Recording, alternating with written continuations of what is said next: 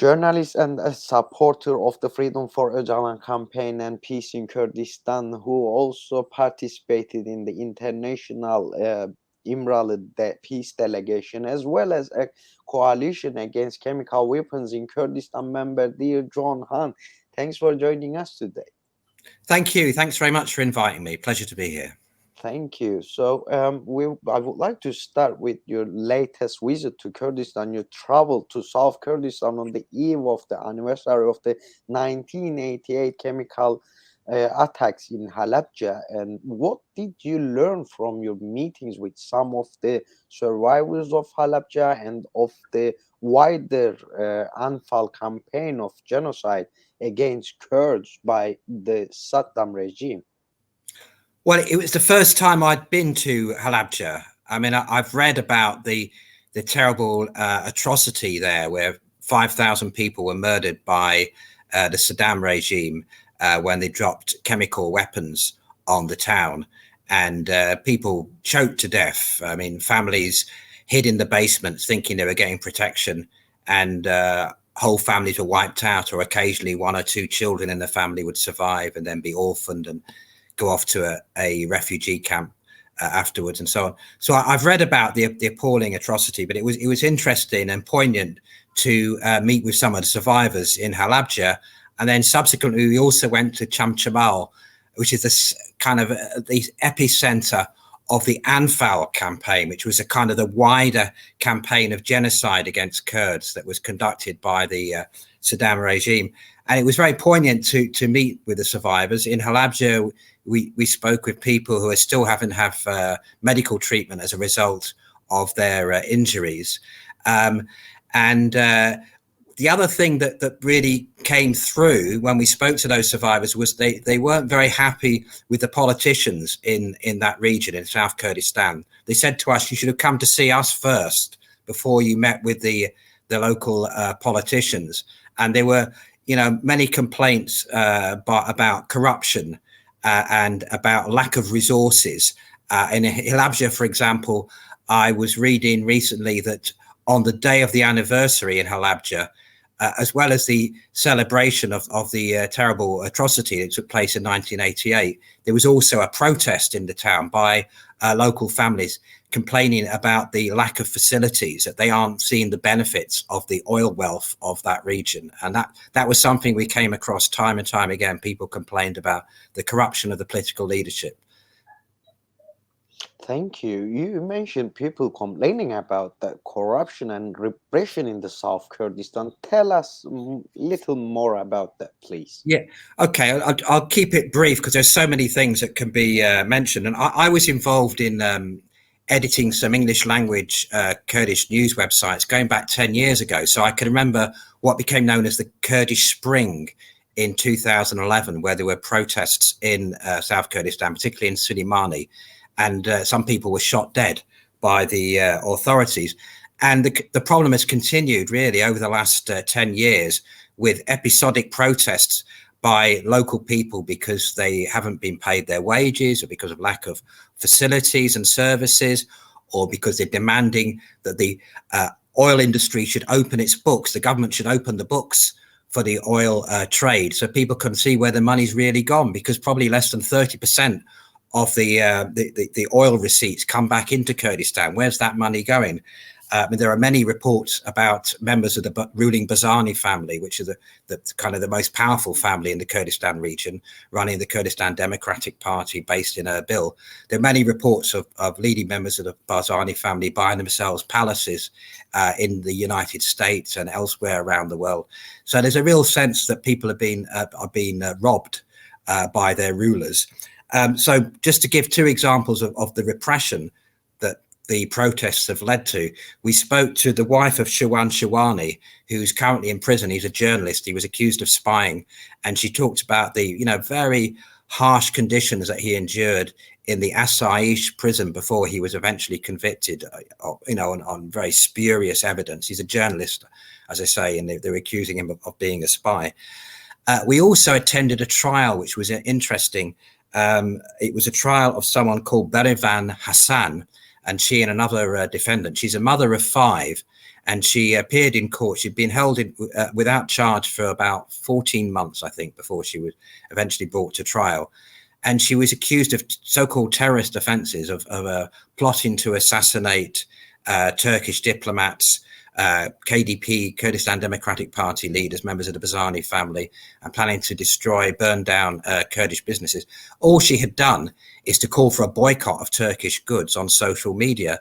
And she was facing these completely ill-founded charges of terrorism, facing a sentence of between 5 and 20 years. And she appeared in the trial inside a cage. She was never allowed to sit down during the course of the trial, neither her nor the other defendant. There was no real evidence put forward during the course of the trial. The only evidence, as far as I could make it out, was from anonymous witnesses. It was just a series of unfounded allegations. There was no opportunity for the defense to properly defend her and to challenge this non-existent evidence, as I say, or the witnesses, who again were anonymous. And when the defense lawyers were summing up their case very briefly after a trial that went on for about 2 hours, the SAH, that's the political police linked to the Kurdistan Democratic Party, interrupted that by bringing in some prisoners who weren't even connected to that trial. It was just a kind of, disruptive tactic. But nonetheless, because of all the pressure in support of Berevan, this young mother of 5, she and the other defendant were found guilty, inverted commas, of lesser charges, and they're going to be released, I think, in a couple of weeks' time. Which is a victory really of sorts, and reflects the pressure that was building up, and the fact that quite a few foreigners attended the trial, particularly from our delegation, but also from the German consulate and the EU. What did you learn about Turkey's involvement in the region? Very short, very briefly, please. Very briefly then, and I do apologise for overrunning time. First of all, there's a secret oil deal between the KDP and the Turkish government, the details of which have never been published, and it's a 50-year oil deal. And that cements the alliance between the ruling Kurdistan Democratic Party and the Turkish government in many, many ways, which we don't fully know. Secondly, we learned that there are dozens of military bases and military posts in the that have been opened up in the Kurdistan region in recent years, that basically Turkey has come in and occupied part of the territory up to a depth of about 40 kilometers. In addition, we learned of attacks on villages being bombarded. We learned of war crimes. I'll give you one example. One of the leaders of the YBS, that's a self-defense organization of the Yazidis, was due to meet with the Iraqi Prime Minister in Shengal last August. And on the day that he was due to have that meeting, he was assassinated by a Turkish drone strike. There was no international complaint about this. No, it should have been seen as an outrageous war crime, but no coverage of any significance, and is a sign of how Turkey is allowed to act with impunity in Iraq. And many Kurdish people in the Kurdistan region are concerned about this. They feel that there's a process of colonization, occupation going on, and that's why we were invited out. This delegation was invited to come and see for ourselves and talk to people and to learn about the concerns of local Kurds. Thank you. You underlined the delegation, and that's our main topic today. Actually, what did you hear about the alleged use of chemical weapons by Turkey in the region? Okay, well, we weren't able to see anything firsthand in the short time that we were in the region, but we spoke to people who gave us reports of what's happening in the villages in the area that are currently under Turkish bombardment and or occupation. Just to give one example, there's a village of Hirure where there used to be, I think, about 300 or 400 people living, and now it's down to about 50 people. And the village has been continuously or sort of frequently bombarded by the Turkish military. And there's been reports of chemical weapons being dropped on that village, which have been covered even by the Rador website, which is linked to the KDP. They had a report interviewing villagers about the effects of these munitions that were dropped, which they think were probably chemical weapons.